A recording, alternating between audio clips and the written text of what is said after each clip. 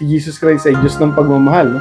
Pero ba't ganun yung ginawa niya sa mga nagtitinda, no? Nagalit siya, tinaboy yung mga lamesa, tinaboy niya yung mga hayop. Ang tawag dito, righteous anger ng Panginoon. Makatarungan yung naging galit niya. Kasi unang-una, si Jesus Christ, may authority siya sa lahat ng religious practices dahil siya ay Diyos. Siya ang may authority.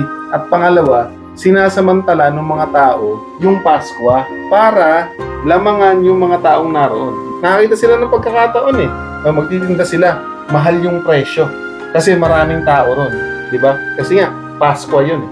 Ayaw ni Jesus yun. Sinasamantala mo yung mga tao, ginagamit mo, kapistahan ng ating Panginoon.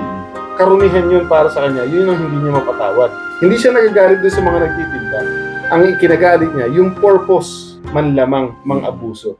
Peace be with you. I'm Brother Jet. I'm Mark. I'm Fernan. Please Like share and subscribe. Usapang Tinapay.